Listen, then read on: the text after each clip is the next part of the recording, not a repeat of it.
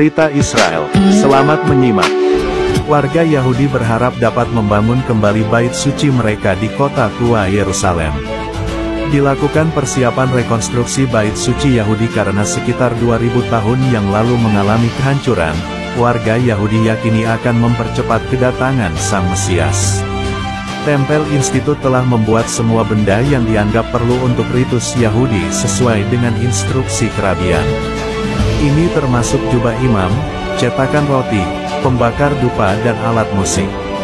Masalah waktu, umat beriman memandang kompleks besar yang dipenuhi pepohonan di jantung kota tua Yerusalem.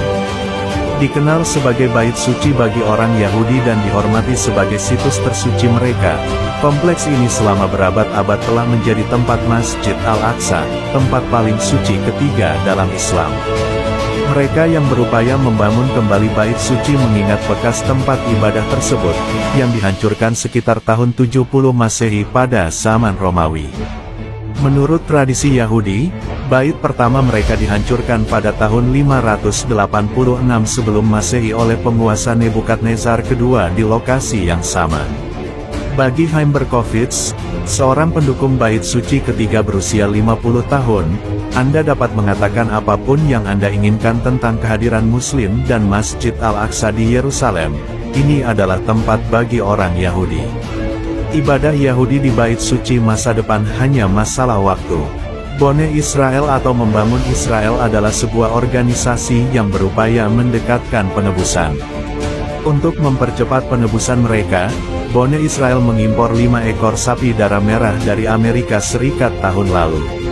Rencananya, abunya akan dikorbankan dan dicampur dengan air, campuran yang akan digunakan untuk membersihkan apapun yang dianggap najis, misalnya mereka yang pernah bersentuhan dengan mayat. Ini dilakukan sebelum mereka naik ke bait suci ketiga. Bone Israel telah memperoleh tanah di Bukit Zaitun di Yerusalem Timur, sehingga hewan-hewan tersebut dapat dibakar menghadap bukit bait suci.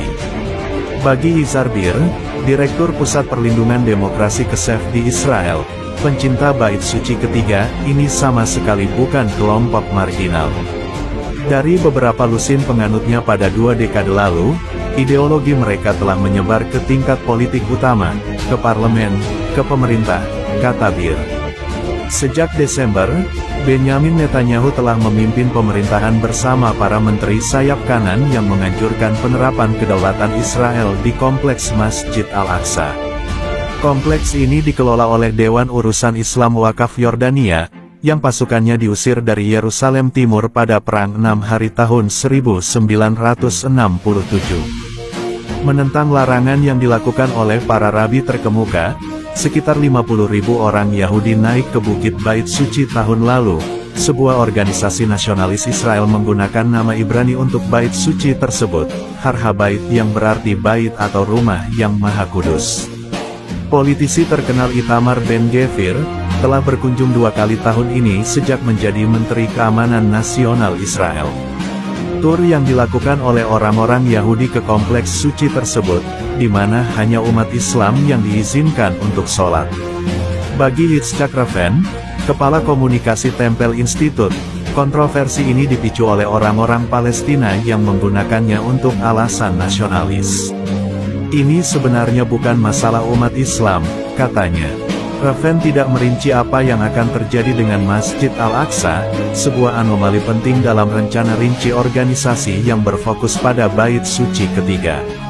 Namun, kelompok-kelompok tersebut menegaskan bahwa tidak mungkin membangun bait suci Yahudi dimanapun kecuali di kompleks Masjid Al-Aqsa.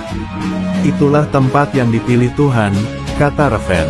Ini hanya sebuah mimpi, namun kembalinya orang-orang Yahudi ke Israel adalah sebuah mimpi, dan kemudian menjadi kenyataan.